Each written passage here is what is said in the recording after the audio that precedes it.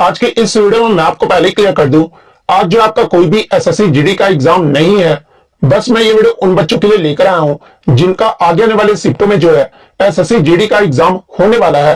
तो जिन भी कैडेट्स का आगे आने वाले शिफ्टों में एसएससी जीडी का एग्जाम होने वाला है, मैं आपको 100% ये गारंटी देता हूं कि आपके एसएससी जीडी के एग्जाम में यहां से प्रश्न जरूर पूछे जाएंगे।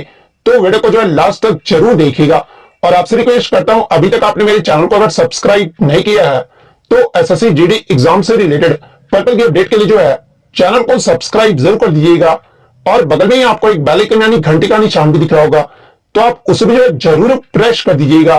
तो चल को स्टार्ट करते हैं। क्वेश्चन आया था कि आगरे के किले में स्थित शीश महल का जो निर्माण है ये किसने करवाया था। तो देखिए, शीश महल का जो निर्माण है ना, ये शाहजहां के द्वारा 1631 से लेकर 1640 के बीच जो है करवाया गया था। तो शाहजहां आपका यहाँ पे करेक्ट आंसर होगा। इसके अलावा बात कर ले आगरे के किले के बारे में, तो देखिए आगरा का किला को जो है आगरा का लाल किला भी कहा जाता है और इसका जो निर्माण है ना ये अकबर के द्वारा करवाया गया था। इसके अलावा मैं आपको बता दूं कि आपका जो आगरा का लाल किला है ना, इसे यूनेस्को के विश्व धरोहर सूची में जो है 1983 में जो है शामिल किया गया था। तो ये फैक्ट भी आपको ध्यान में रखना है। नेक्स्ट क्वेश्चन आपका यहाँ पर आता है कि निम्नलिखित में से कौन सा महाराष्ट्र राज्य का लोक नृत्य है, जहां पे ऑप्शन में आपका बिहू, गिद्धा, घूमर और लावनी दिया गया था।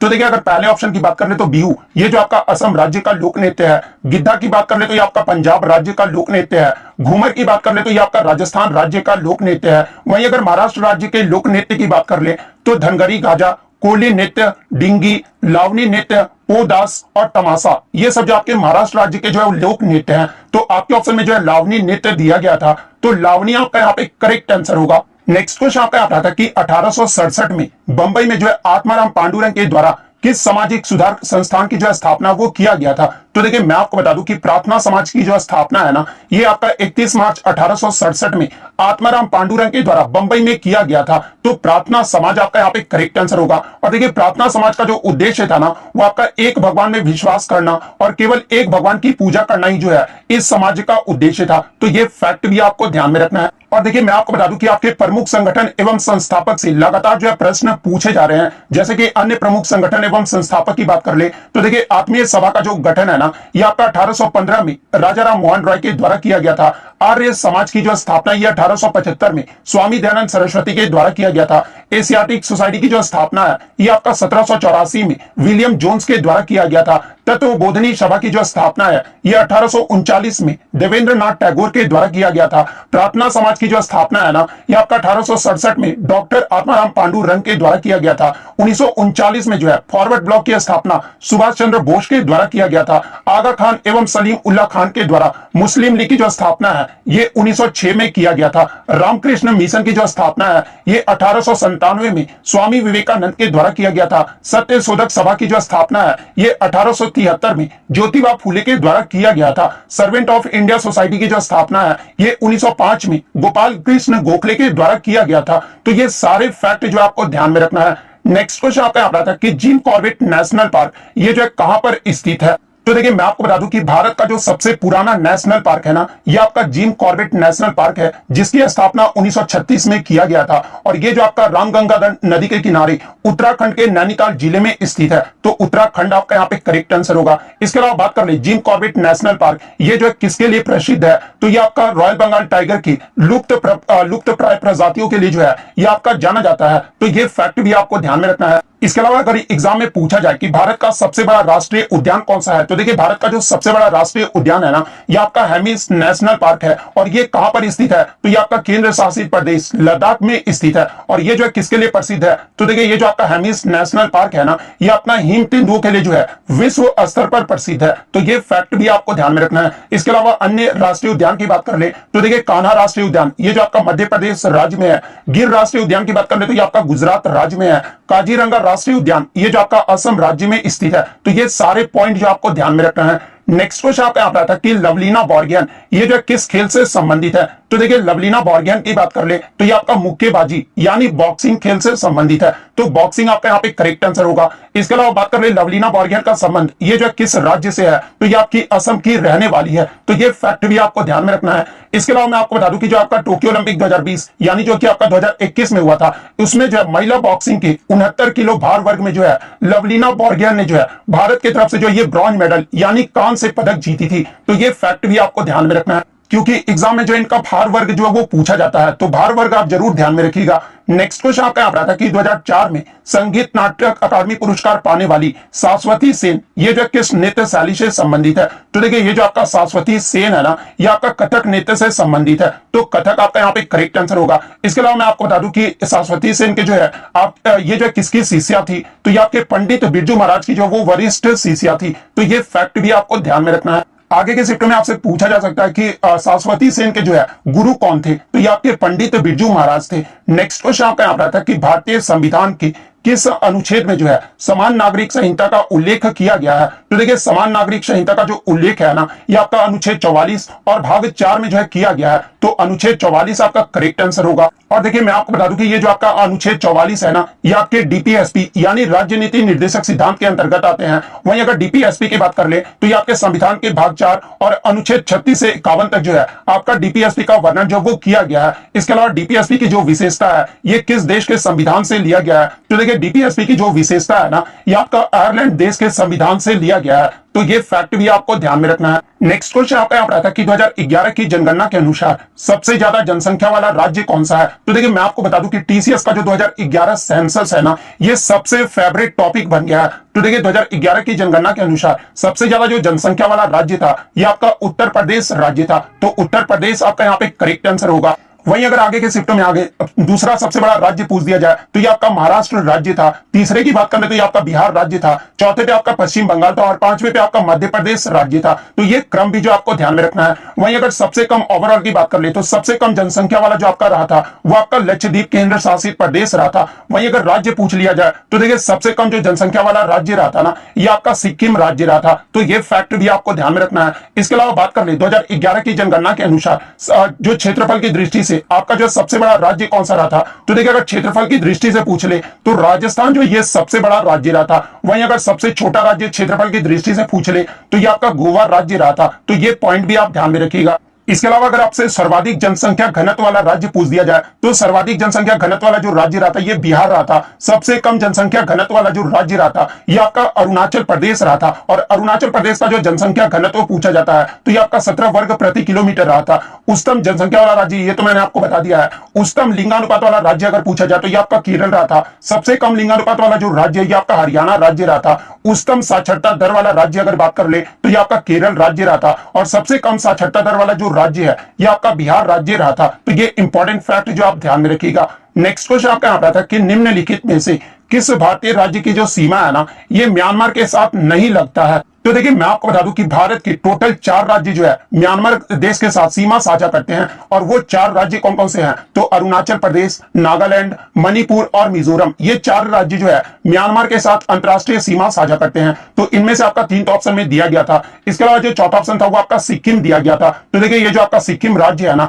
ये आपका भूटान, चीन और नेपाल के साथ अंतरराष्ट्रीय सीमा साझा करता है, ना कि म्यांमार के साथ। तो सिक्किम आपका यहाँ पे करेक्ट आंसर होगा। नेक्स्ट क्वेश्चन आपका यहाँ पर आता है कि इनमें से कौन सा देश जो है टॉप 10 देशों की जनसंख्या में शामिल नहीं है? जहां पे ऑप्शन में आपका पाकिस्तान, कनाडा, नाइजीरिया और जापान दिया गया था। तो देखिए मैं आपको बता दूं कि हाल ही में आपका एक रिपोर्ट जारी किया गया था जिसमें टॉप 10 देशों की जनसंख्या की सूची जो वो जारी किया गया था, जिसमें भारत जो है चीन को पछाड़कर जो है ये पहले स्थान पे आ गया है। तो पहले स्थान पे जो आपका भारत देश है, सेकंड स्थान पे आपका चीन देश है, थर्ड स्थान पे आपका यूएसए देश है, फोर्थ पे आपका इंडोनेशिया है, पांचवें पे आपका पाकिस्तान देश है, छठे पे आपका ब्राजील देश है, सातवें पे जो आपका नाइजीरिया देश है, आठवें पे आपका बांग्लादेश देश है, इसके अलावा 9वें पे आपका रूस देश है, 10वें पे आपका जापान देश है। तो जापान, नाइजीरिया और पाकिस्तान ये जो आपके टॉप 10 देशों की जनसंख्या में शामिल है। लेकिन ये जो आपका कनाडा है ना, ये टॉप 10 देशों की जनसंख्या में शामिल नहीं है। तो कनाडा आपका यहाँ पे करेक्ट आंसर होगा। इसके अलावा क्षेत्रफल की दृष्टि से टॉप 10 देशों की सूची अगर देख लें तो देखिए पहले स्थान पे जो आपका रूस देश आता है, सेकंड स्थान पे आपका कनाडा देश आता है,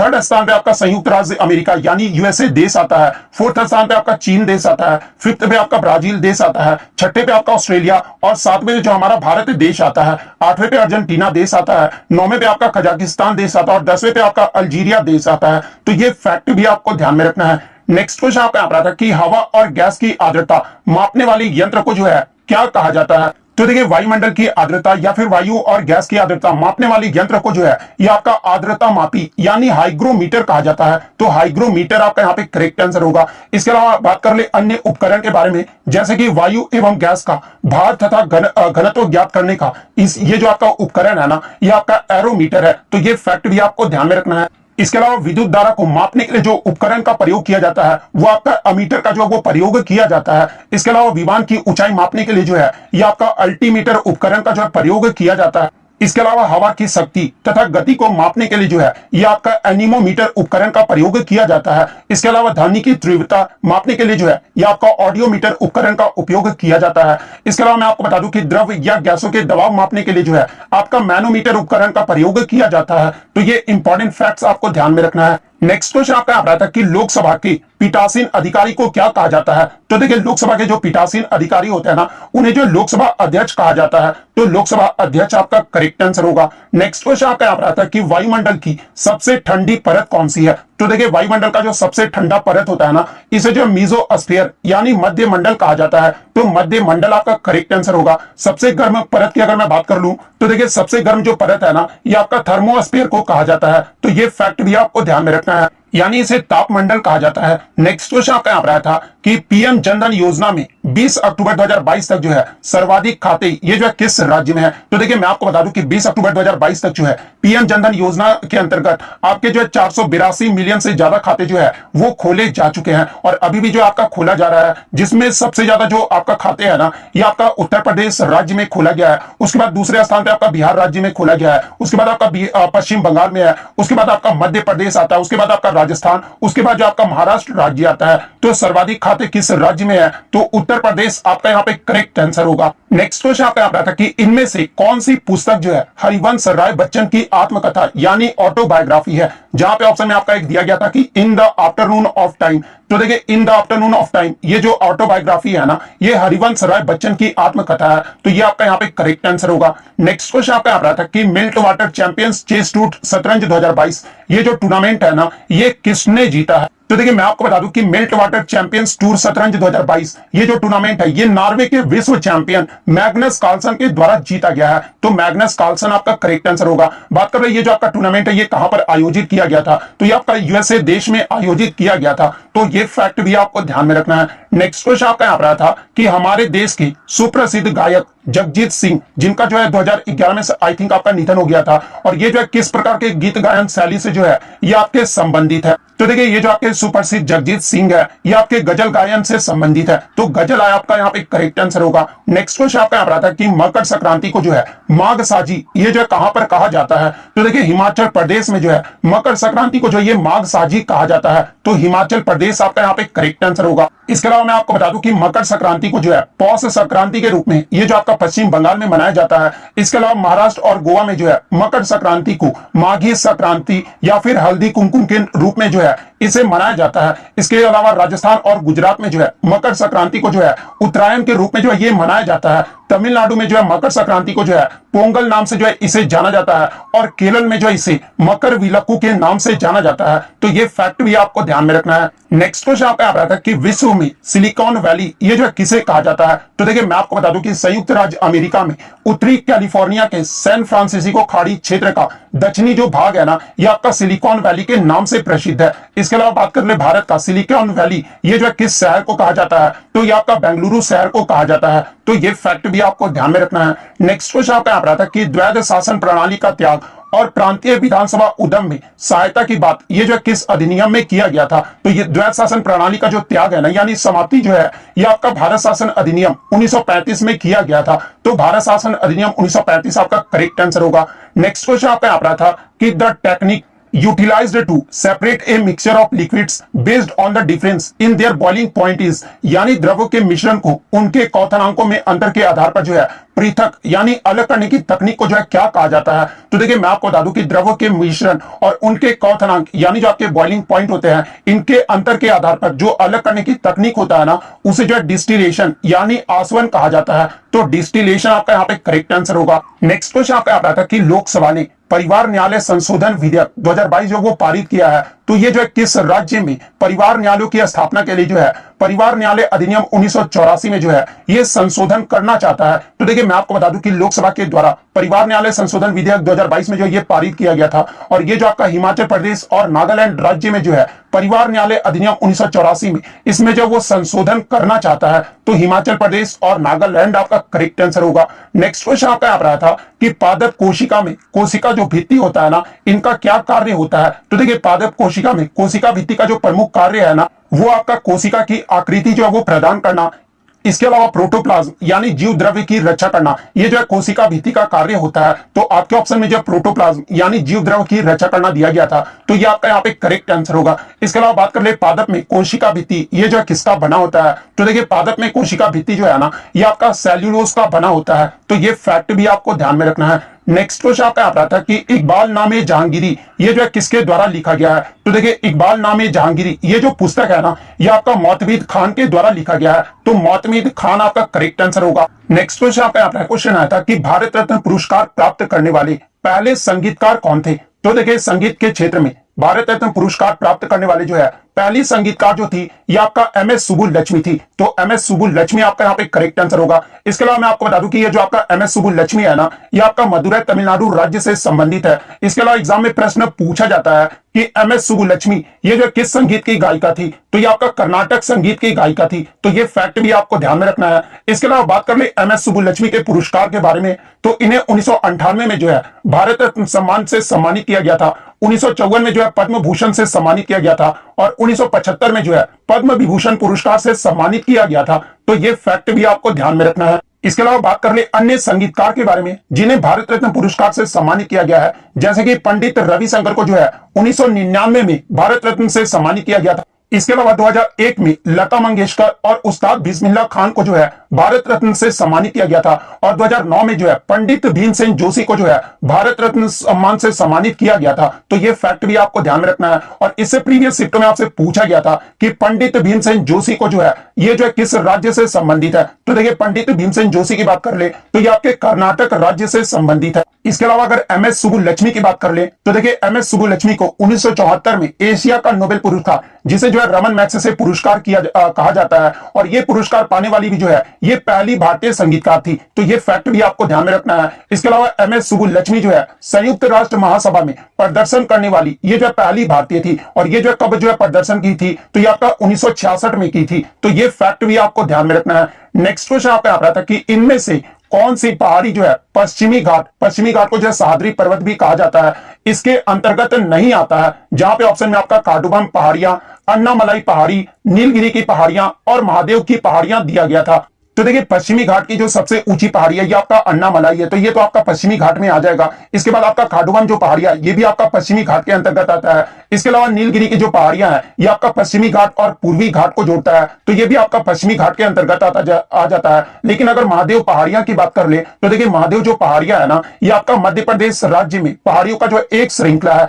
और ये आपका सतपुड़ा पर्वत श्रेणी के अंतर्गत आता है। और सतपुड़ा पर्वत श्रेणी का सबसे ऊंची चोटी अगर पूछा जाए तो ये आपका धूपगढ़ है। तो ये फैक्ट भी आपको ध्यान में रखना है। तो महादेव पहाड़ियां आपका यहाँ पे करेक्ट आंसर होगा। नेक्स्ट क्वेश्चन आपका आ रहा था कि अर्थशास्त्र के लेखक कौन है, और ये जो प्रश्न है ये आपका रिपीटेड प्रश्न है। तो देखिए अर्थशास्त्र पुस्तक के जो लेखक है ना, ये आपके चाणक्य हैं, और चाणक्य का ही जो अन्य नाम है वो आपका कौटिल्य है। तो चाणक्य आपका यहाँ पे करेक्ट आंसर होगा। इसके अलावा अन्य पुस्तकों के लेखक की बात कर ले जहां से आपके टीसीएस के द्वारा प्रश्न पूछे जाते हैं, जैसे कि अष्टाध्यायी पुस्तक के लेखक कौन है, तो ये आपके पाणिनि है। मुद्रा राक्षस पुस्तक के जो लेखक हैं ये आपके विशाख दत्त हैं। गीत गोविंद पुस्तक के जो लेखक हैं ये आपके जयदेव हैं।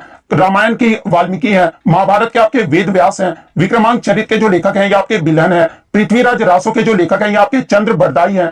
राज तरंगिणी के जो लेखक हैं ये आपके कलन है। अर्थशास्त्र की बात कर ले तो ये चाणक्य के द्वारा लिखा गया है। हर्षचरित और कादंबरी ये जो आपका बाणभट्ट के द्वारा लिखा गया है। तो ये सारे फैक्ट जो आपको ध्यान में रखना है। नेक्स्ट क्वेश्चन आपका आता था कि बांग्लादेश की सीमा भारत के किस राज्य से नहीं लगता है। तो देखिए मैं आपको बता दूं कि भारत की जो आपका बांग्लादेश की सीमा है ना, ये आपके टोटल भारत के 5 राज्यों से जो है सीमा साझा करता है। और वो 5 राज्य कौन कौन से हैं, तो पहला आपका असम हो गया, सेकंड आपका पश्चिम बंगाल, थर्ड मिजोरम, फोर्थ आपका मेघालय और फिफ्थ आपका त्रिपुरा। ये 5 राज्यों से जो है बांग्लादेश की सीमा जो वो साझा करता है। तो इनमें से आपका 3 तो ऑप्शन में दिया गया था। इसके अलावा जो चौथा ऑप्शन था ना, वो आपका सिक्किम राज्य दिया गया था। तो सिक्किम जो है ये बांग्लादेश से सीमा साझा नहीं करता है। तो सिक्किम आपका करेक्ट आंसर होगा। इसके अलावा एग्जाम में एक प्रश्न और पूछा जाता है कि भारत के साथ कौन से देश की सीमा जो है सबसे ज्यादा लंबी सीमा साझा करता है। तो देखिए भारत के साथ बांग्लादेश की जो सीमा है ना, ये सबसे ज्यादा जो है वो सीमा साझा करते हैं, तो ये फैक्ट भी आप ध्यान में रखिएगा। नेक्स्ट क्वेश्चन आपका यहाँ पर आया था कि अक्टूबर 2022 तक कुल मौलिक कर्तव्यों की संख्या पूछी गई थी।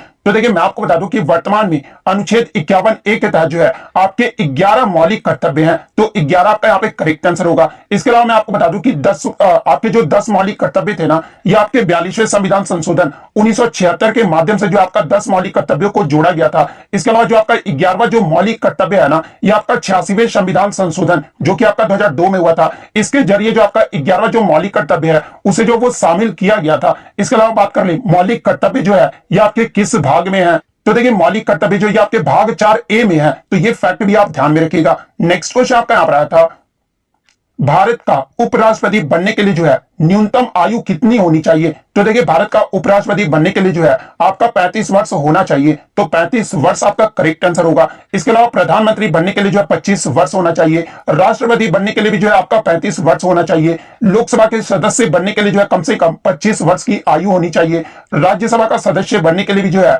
आपके पास 30 वर्ष की आयु होना चाहिए, तो ये फैक्ट भी आपको ध्यान में रखना है। नेक्स्ट क्वेश्चन आपका यहाँ पर था कि इनमें से कौन सा प्रतिबिंब जो है ये पर्दे पर प्राप्त किया जा सकता है। सॉरी यहाँ पर क्वेश्चन में जो नहीं पूछा गया था, यानी इनमें से कौन सा प्रतिबिंब जो है पर्दे पर प्राप्त नहीं किया जा सकता है। तो देखिए मैं आपको बता दूं कि जो आपका आभासी यानी जो वर्चुअल इमेज होता है ना, इसे जो आपका पर्दे पर प्राप्त नहीं किया जा सकता है, तो आभासी प्रतिबिंब आपका करेक्ट आंसर होगा। इसके अलावा बात कर ले कौन से प्रतिबिंब को जो है पर्दे पर प्राप्त किया जा सकता है, तो देखिए ये जो आपका वास्तविक प्रतिबिंब होता है ना, इसे जो है पर्दे पर प्राप्त किया जा सकता है। इसके अलावा बात कर ले आपका जो वर्चुअल इमेज यानी जो आभासी जो प्रतिबिंब है ना, ये किसके द्वारा बनाया जाता है। तो देखिए आभासी प्रतिबिंब ये जो आपका समतल दर्पण, अपसारी लेंस जिसे अवतल लेंस भी कहा जाता है, और एक उत्तल दर्पण की सहायता से जो है एक आभासी प्रतिबिंब की जो छवि है वो बनाई जाती है, और इसी से जो आपका आभासी प्रतिबिंब जो है वो आपका बनाया जाता है। तो ये सारे फैक्ट जो आपको ध्यान में रखना है। नेक्स्ट क्वेश्चन आपका आता था कि निम्नलिखित में से कौन सा पृथ्वी का मंडल नहीं है। तो देखिए मैं आपको बताता हूं कि पृथ्वी के वायुमंडल की जो आपके 5 परतें होती है, और वो 5 परत कौन कौन सी है। तो पहला आपका क्षोभ मंडल, सेकंड आपका समताप मंडल, थर्ड आपका मध्य मंडल, फोर्थ आपका आयन मंडल, और फिफ्थ आपका बाह्य मंडल होता है। तो ये 5 में से 3 तो आपके ऑप्शन में दिया गया था। इसके अलावा जो चौथा ऑप्शन था वो आपका अंतः मंडल दिया गया था। तो देखिए ये जो आपका अंतः मंडल है ना, ये पृथ्वी का मंडल नहीं है, तो अंतः मंडल आपका करेक्ट आंसर होगा। नेक्स्ट क्वेश्चन आपका आता था कि बिहार की झिझिया नृत्य में जो है किस देवी देवता की पूजा की जाती है। तो देखिए झिझिया की बात कर ले तो ये आपका मिथिलांचल बिहार का जो है एक प्रमुख लोक नृत्य है, जिसका आयोजन जो है दुर्गा पूजा यानी नवरात्रि के अवसर पर जो है इस नृत्य को जो वो किया जाता है। और देखिए झिझिया नृत्य में जो है आपका भगवान लक्ष्मी, पार्वती और सरस्वती के तीनों रूपों की जो वो पूजा की जाती है। तो आपके ऑप्शन जो है आपके 3 ऑप्शन इस प्रकार से ही दिए गए थे, तो भगवान लक्ष्मी, पार्वती और सरस्वती आपका करेक्ट आंसर होगा। नेक्स्ट क्वेश्चन आपका आता था कि कथक की बिरजू महाराज को जो है कौन सा अवार्ड मिला था। तो देखिए बिरजू महाराज को जो है 1986 में पद्म विभूषण पुरस्कार से सम्मानित किया गया था, तो पद्म विभूषण आपका करेक्ट आंसर होगा। इसके अलावा इनका घराना पूछा जाता है, तो देखिए पंडित बिरजू महाराज का जो घराने से संबंधित है ना, ये आपके लखनऊ काल का बिनादीन घराने से संबंधित है, और इनके चाचा का नाम पूछा जाता है। तो देखिए पंडित बिरजू महाराज के जो 2 चाचा थे ना, एक तो आपके शंभू महाराज थे और एक आपके लच्छू महाराज थे। इनके गुरु यानी इनके पिता का नाम भी जो है पूछा जाता है। तो देखिए इनके पिता ही जो इनके गुरु भी थे, और इनका जो नाम था ना वो आपका अच्चन महाराज था। तो ये फैक्ट भी आपको ध्यान में रखना है। इसके अलावा टीसीएस के द्वारा पूछा जाता है कि पंडित बिरजू महाराज को 2012 में जो है कौन सा पुरस्कार दिया गया था। तो देखिए 2012 की बात कर ले तो इन्हें जो है उन्ने कानाथू विश्व रूपम के लिए जो है सर्वश्रेष्ठ कोरियोग्राफी के लिए राष्ट्रीय फिल्म पुरस्कार जो वो दिया गया था। इसके अलावा 2016 की बात कर ले तो देखिए 2016 में मोहे रंग दो लाल यानी बाजीराव मस्तानी के लिए जो है सर्वश्रेष्ठ कोरियोग्राफी के लिए फिल्म फेयर पुरस्कार भी जो है वो दिया गया है। तो ये फैक्ट भी आपको ध्यान में रखना है। नेक्स्ट क्वेश्चन आपका आता था कि पांड्य वंश की जो है राजधानी पूछी गई थी। तो देखिए पांड्य वंश की जो राजधानी था ना, ये आपका मदुरै में था, तो मदुरै आपका यहाँ पे करेक्ट आंसर होगा। नेक्स्ट क्वेश्चन आपका आता था कि फीफा विश्व कप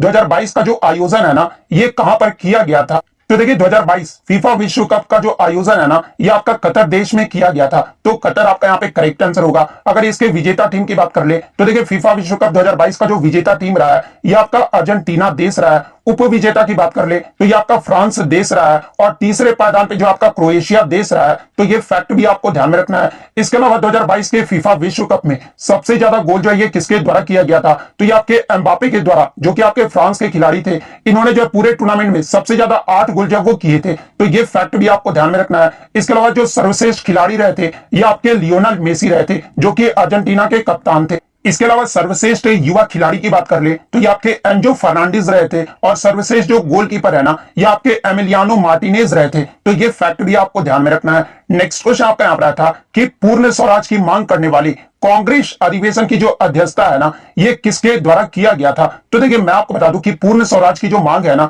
ये आपका 1929 को कांग्रेस के लाहौर अधिवेशन में जो वो किया गया था और इस अधिवेशन की जो अध्यक्षता है ना ये पंडित जवाहरलाल नेहरू के द्वारा किया गया था। तो पंडित जवाहरलाल नेहरू आपका यहाँ पे करेक्ट आंसर होगा। नेक्स्ट क्वेश्चन आपका आ रहा था कि विश्व खेलों 2022 का आयोजन ये जो है कहां पर किया गया था। तो देखिए विश्व खेलों 2022 का 11वां जो संस्करण है ना ये आपका 3 जगहों पर आयोजित किया गया था और वो 3 जगह कौन कौन से हैं, तो पहला आपका बर्मिंघम अल्बामा और यूएस में जो है ये आपका आयोजित किया गया था। तो बर्मिंघम अल्बामा यूएस आपका यहाँ पे करेक्ट आंसर होगा। इसके अलावा बात कर ले इस विश्व खेल में जो है भारत ने कितने मेडल जीते थे। तो देखिए भारत ने जो टोटल इसमें एक ही मेडल जीते थे जो कि ब्रॉन्ज मेडल यानी कांस्य पदक जीते थे। और भारत के रैंक की बात कर ले तो भारत जो इसमें 70वें पायदान पे जो है यानी सबसे अंतिम पायदान पे जो है आपका भारत देश रहा था। इसके अलावा बात कर ले 2022 विश्व खेलों में भारत की तरफ से जो एक ब्रॉन्ज मेडल जीता गया था ना वो जो है किसके द्वारा जीता गया था।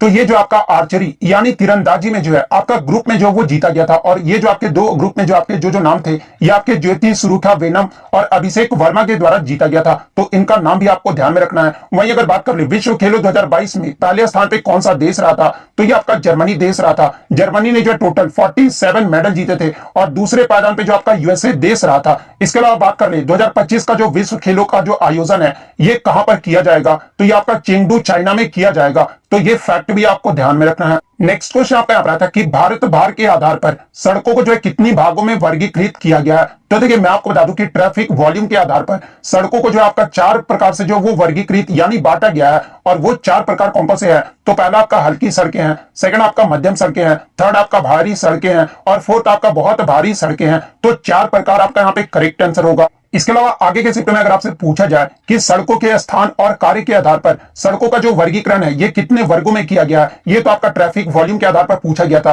अगर सड़कों के स्थान और कार्य के आधार पर बात कर ले तो इसमें जो भारतीय सड़क कांग्रेस के द्वारा 5 भागों में जो वो आपका वर्गीकृत किया गया यानी बांटा गया है। और वो 5 वर्ग कौन कौन से हैं, तो पहला आपका राष्ट्रीय राजमार्ग, सेकंड आपका राज्य राजमार्ग, थर्ड आपका प्रमुख जिला सड़कें, फोर्थ आपका अन्य जिला की सड़कें और फिफ्थ आपका गांव की सड़कें हैं। तो ये फैक्ट भी आप ध्यान में रखिएगा। नेक्स्ट क्वेश्चन आपका यहाँ पर था कि किसके आदेश पर गोलियां चलाने पर जो है जालियांवाला बाग हत्याकांड हुआ था। तो देखिए मैं आपको बता दूं कि रॉलेट एक्ट जिसे काला कानून भी कहा जाता है और इसे विरोध करने के लिए जो है लोगों जो है एकत्र हुए थे यानी एकजुट हुए थे। और इसी को देखते हुए जनरल डायर ने जो है आपका जो है ये आदेश दिया था, गोलियां चलाने का जो वो आदेश दिया था। तो जनरल डायर आपका यहाँ पे करेक्ट आंसर होगा। और इसी कारण जो आपका जालियांवाला बाग हत्याकांड हुआ था। इसके अलावा जालियांवाला बाग हत्याकांड ये जो है कब हुआ था, ये प्रश्न एग्जाम में पूछा जाता है। तो ये आपका 13 अप्रैल 1919 को बैसाखी के दिन जो ये आपका हुआ था। और कहां पर हुआ था, तो ये आपका अमृतसर पंजाब में हुआ था। तो ये फैक्ट भी आपको ध्यान में रखना है। इसके अलावा एग्जाम में और एक प्रश्न पूछा जाता है कि जब जालियांवाला बाग हत्याकांड हुआ था उस समय भारत का वायसराय कौन था,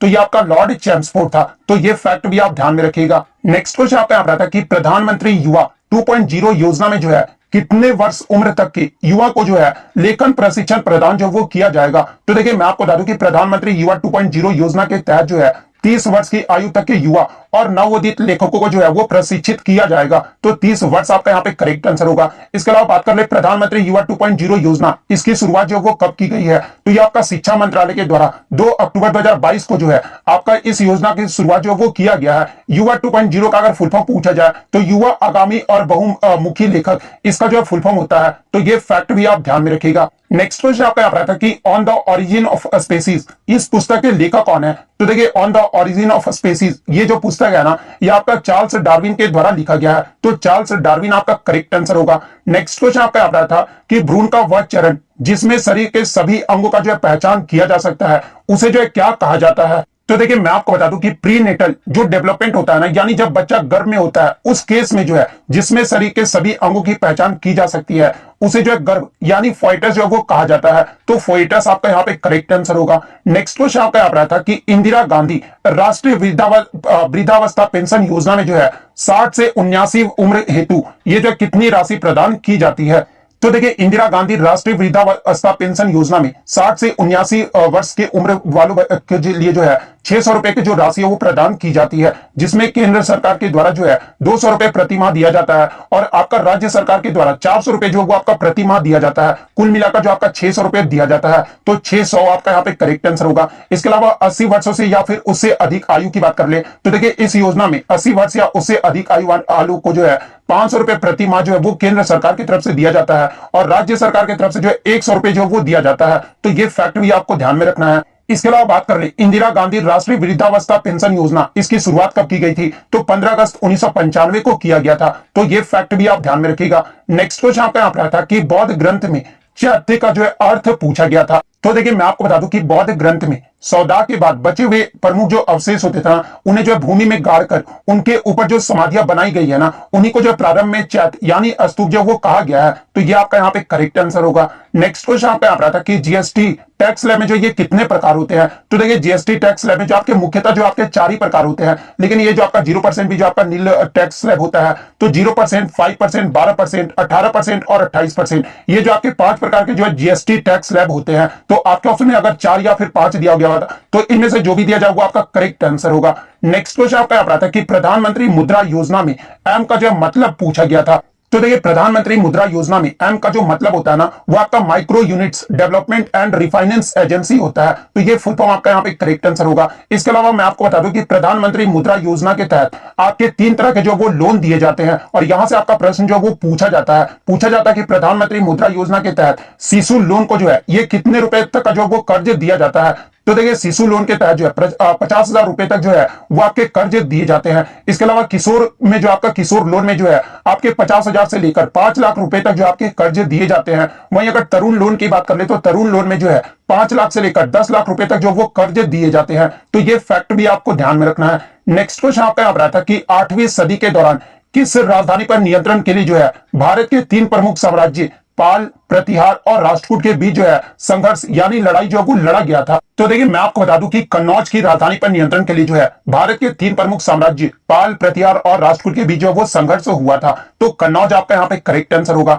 नेक्स्ट तो थर्ड शिफ्ट में जो आपका पहला क्वेश्चन आया था कि पंडवानी लोकगीत नाट्य ये जो है कहां का प्रचलित है। तो देखिए पंडवानी लोकगीत नाट्य जो है ये छत्तीसगढ़ राज्य में प्रचलित है। तो छत्तीसगढ़ आपका यहाँ पे करेक्ट आंसर होगा। इसके अलावा बात कर ले पंडवानी के प्रसिद्ध कलाकार कौन है। तो देखिए ये जो आपका तीजन बाई है ना, ये पंडवानी की प्रसिद्ध कलाकार है और इन्हें जो है 2019 में पद्म विभूषण पुरस्कार से सम्मानित किया गया था। तो ये फैक्ट भी आपको ध्यान में रखना है। नेक्स्ट क्वेश्चन आपका यहाँ पर आता है कि टमाटर में कौन सा एसिड पाया जाता है। तो देखिए टमाटर और पालक में जो है आपका ऑक्जेलिक एसिड पाया जाता है। तो ऑक्जेलिक एसिड आपका यहाँ पे करेक्ट आंसर होगा। इसके अलावा बात कर ले सिरका यानी विनेगर में जो है कौन सा एसिड पाया जाता है। तो देखिए सिरका में जो आपका एसिटिक एसिड पाया जाता है। इमली की बात कर ले तो इमली में जो आपका टार्ट्रिक एसिड पाया जाता है। दूध में आपका लैक्टिक अम्ल पाया जाता है और नींबू और संतरे में जो है आपका सिट्रिक एसिड पाया जाता है। तो ये फैक्ट भी आपको ध्यान में रखना है। नेक्स्ट क्वेश्चन आपका यहाँ पर आता है कि तराइन का पहला युद्ध ये जो किसके मध्य हुआ था। तो देखिए तराइन का जो प्रथम युद्ध है ना, ये आपका 1191 ईस्वी में लड़ा गया था और ये आपका मोहम्मद गौरी और पृथ्वीराज चौहान के मध्य लड़ा गया था, जिसमें मोहम्मद गौरी की जो वो हार हो गई थी। यानी तराइन के जो प्रथम युद्ध में जो विजेता रहे थे ये आपके पृथ्वीराज चौहान रहे थे। तो मोहम्मद गौरी और पृथ्वीराज चौहान आपका यहाँ पे करेक्ट आंसर होगा। इसके अलावा तराइन के द्वितीय युद्ध की बात कर ले तो देखिए तराइन का जो द्वितीय युद्ध है ना, ये आपका 1192 ईस्वी में हुआ था, जो कि आपका पृथ्वीराज चौहान जिनका अन्य नाम पृथ्वीराज तृतीय है और ये आपका मोहम्मद गौरी के मध्य लड़ा गया था, जिसमें पृथ्वीराज की जो वो हार हो गई थी और मोहम्मद गौरी जो है तराइन का दूसरा युद्ध जो है वो जीत गया था। तो ये फैक्ट भी आपको ध्यान में रखना है। इसके अलावा बात कर ले तराइन का जो मैदान है ना, ये कहां पर स्थित है। तो देखिए तराइन का जो मैदान है ये आपका हरियाणा के करनाल और थानेश्वर जिले के बीच स्थित है। तो ये फैक्ट भी आपको ध्यान में रखना है। नेक्स्ट क्वेश्चन आपका यहाँ पर आता है कि 2023 ICC men's cricket world cup ये जो है कहां पर आयोजित किया जाएगा।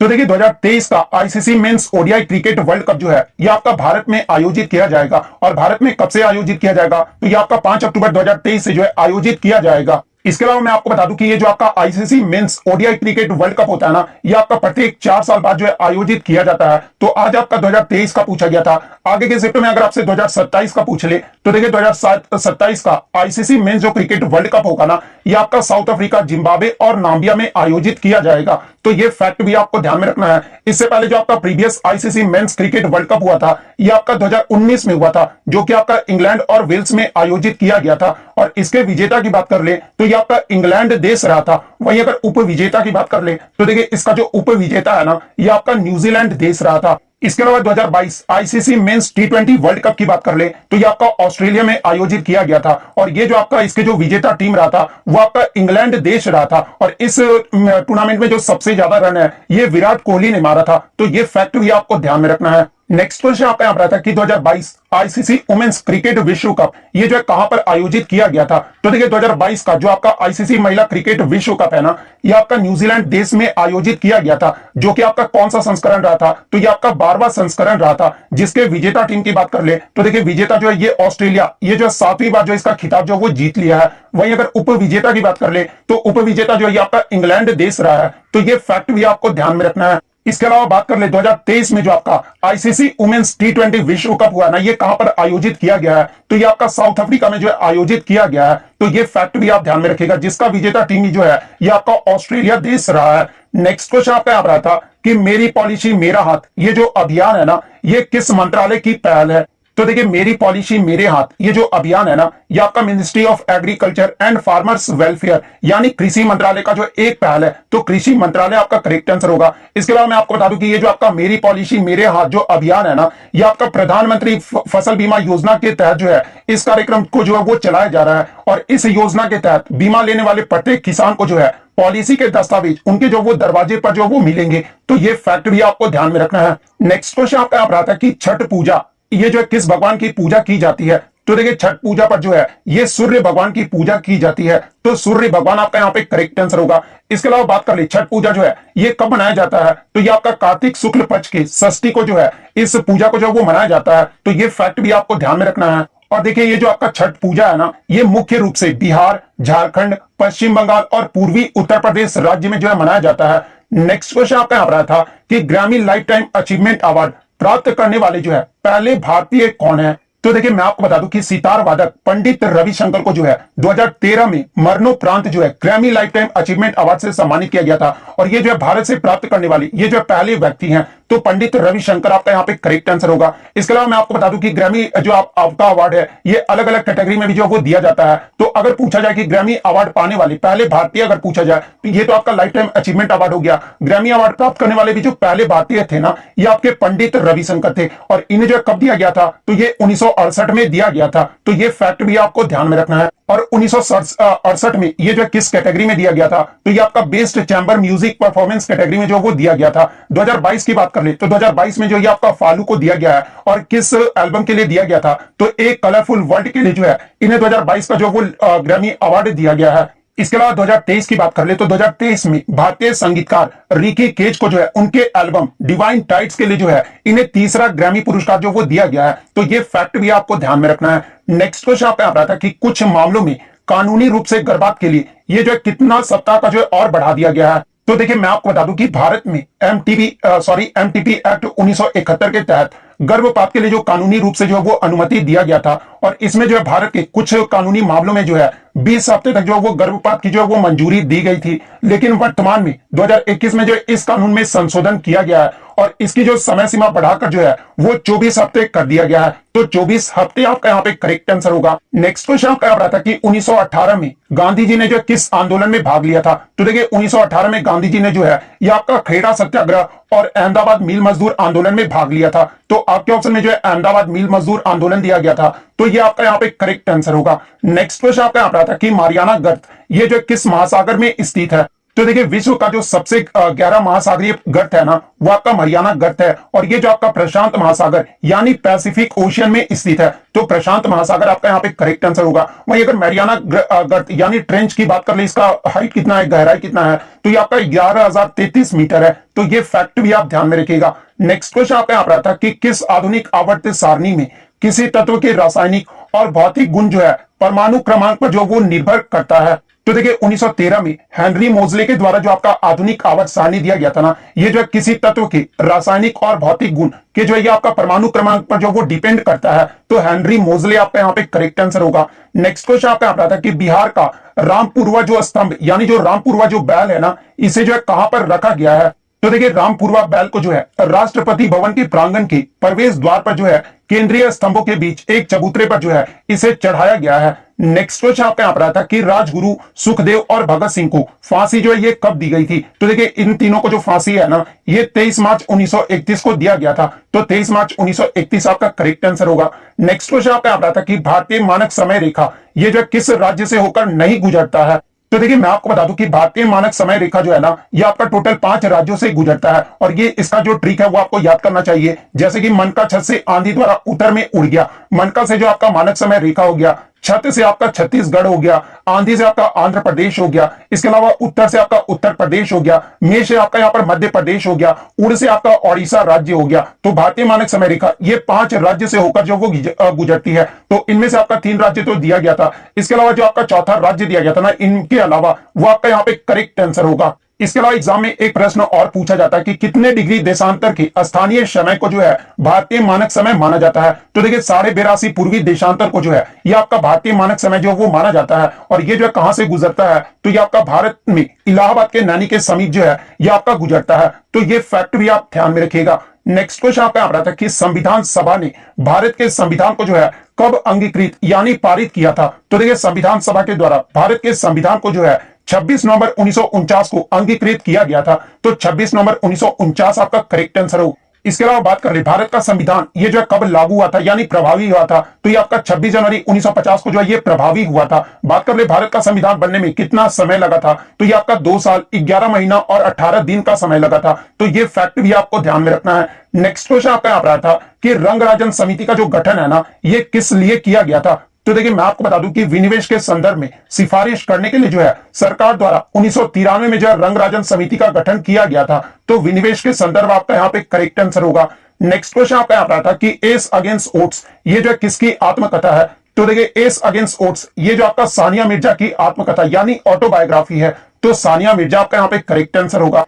इसके अलावा बात कर ले एस अगेंस्ट ओट्स ये जो पुस्तक है ना, इसके को ऑथर यानी सह लेखक कौन है? तो ये आपके इमरान मिर्जा और शिवानी गुप्ता है। तो ये फैक्ट भी आपको ध्यान में रखना है। नेक्स्ट क्वेश्चन आपका यहाँ रहा था कि धामेक स्तूप ये जो किस राज्य में स्थित है? तो देखिए धामेक स्तूप की बात कर ले तो ये आपका उत्तर प्रदेश में वाराणसी के निकट सारनाथ में स्थित है, जहां पर बौद्ध के द्वारा यहाँ पर गौतम बुद्ध के द्वारा जो है प्रथम उपदेश जो वो दिया गया था। तो उत्तर प्रदेश आपका यहाँ पे करेक्ट आंसर होगा। नेक्स्ट क्वेश्चन आपका यहाँ पर आया था कि विधान परिषद की अधिकतम संख्या उस राज्य की विधानसभा के सदस्य यानी जो आपके एमएलए होते हैं उनका जो है कितना अनुपात यानी रेशियो जो वो होता है? तो देखिए मैं आपको बता दूं कि विधान परिषद की अधिकतम सदस्य संख्या जो है उस राज्य के विधानसभा के सदस्य संख्या का जो है 1/3 अनुपात होता है। तो 1/3 आपका यहाँ पे करेक्ट आंसर होगा। इसके अलावा बात कर ले इसमें जो है न्यूनतम कितने जो आपके सदस्य होते हैं? तो 40 जो होते हैं वो आपके न्यूनतम जो वो सदस्य होते हैं। तो ये फैक्ट भी आप ध्यान में रखिएगा।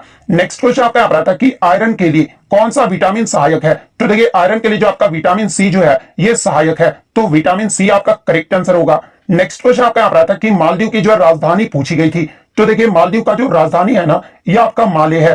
तो माले आपका यहाँ पे करेक्ट आंसर होगा। इसके अलावा बात कर ले मालदीव जो है ये कब आजाद हुआ था? तो ये आपका 26 जुलाई 1965 को आजाद हुआ था। और ये जो आपका मालदीव है ना एक इस्लाम राष्ट्र है। तो ये फैक्ट भी आप ध्यान में रखिएगा। नेक्स्ट क्वेश्चन आपका यहाँ रहा था कि गुलाबो सपेरा का जो संबंध है ना ये किस नृत्य से है? तो देखिए गुलाबो सपेरा का जो संबंध है ये आपका कालबेलिया नृत्य से है। तो कालबेलिया आपका यहाँ पे करेक्ट आंसर होगा। इसके अलावा मैं आपको बता दूं कि कालबेलिया जो है ये आपका राजस्थान राज्य का एक लोक नृत्य है जिसे सपेरा नृत्य भी जो वो कहा जाता है। और कालबेलिया नृत्य को ही जो है 2010 में आपका जो यूनेस्को के अमृत विरासत सूची में जो है इसे शामिल